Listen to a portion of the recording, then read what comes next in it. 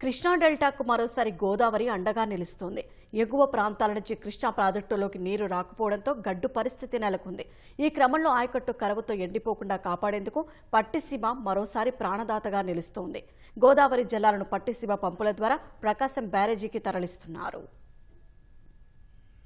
El Niño ప్రభావంతో వర్షాలు కురవట్లేదు. ఎగువ ప్రాంతాల నుంచి ప్రాజెక్టుల్లోకి వరద నీరు రావట్లేదు. ఇలాంటి గడ్డు పరిస్థితుల్లో కృష్ణా డెల్టాకు మరోసారి గోదావరి జలాలే దిక్కయ్యాయి. కృష్ణా డెల్టాకు బ్యాలెన్సింగ్ జలాశయంగా ఉన్న పులిచింతల ప్రాజెక్టులో ఉన్న 32 టీఎంసీలు ఏమాత్రం సరిపోని పరిస్థితి నెలకొంది. ఈ క్రమంలో పోలవరం ప్రాజెక్టు పూర్తయ్యేలోపు గోదావరి వరద జలాలు మళ్లించాలన్న ఉద్దేశంతో 2015లో చేపట్టిన పట్టిసీమ ఎత్తిపోతల పథకమే ఈసారి డెల్టాను ఆదుకుంటుంది. గత 11 ఏళ్లుగా 442 టీఎంసీల నీటిని పట్టిసీమ నుంచి కృష్ణా డెల్టాకు వినియోగించారు. డెల్టా కింద తూర్పు, పశ్చిమ కాలవలతో పాటు గుంటూరు ఛానల్ కింద సుమారు 10,60,000 ఎకరాలకు గోదావరి జలాలు ఊపిరిపోయనున్నాయి.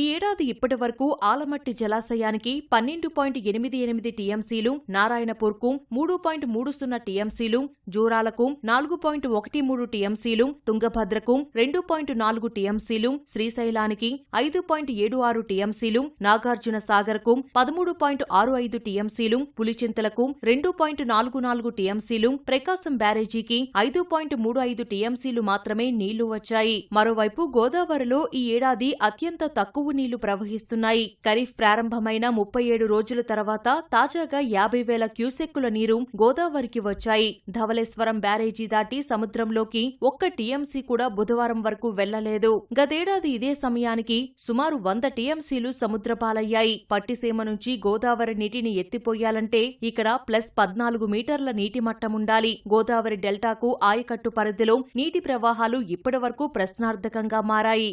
నది ఎగువ ప్రాంతం నుంచి ప్రవాహాలు అంచనాలను పరిగణలోకి తీసుకుని ఎత్తిపోతల పంపులను బుధవారం ప్రారంభించారు. పట్టిసీమ నీళ్లు పోలవరం కుడి ప్రధాన కాలువ ద్వారా ప్రకాశం బ్యారేజీకి చేరాలంటే సుమారు 175 కిలోమీటర్లు ప్రవహించాలి. దీనికోసం 2-3 రోజుల సమయం పడుతుంది. పట్టిసీమ ద్వారా గోదావరి జలాలు రావడంతో కృష్ణా డెల్టా రైతులు సంతోషం వ్యక్తం చేస్తున్నారు.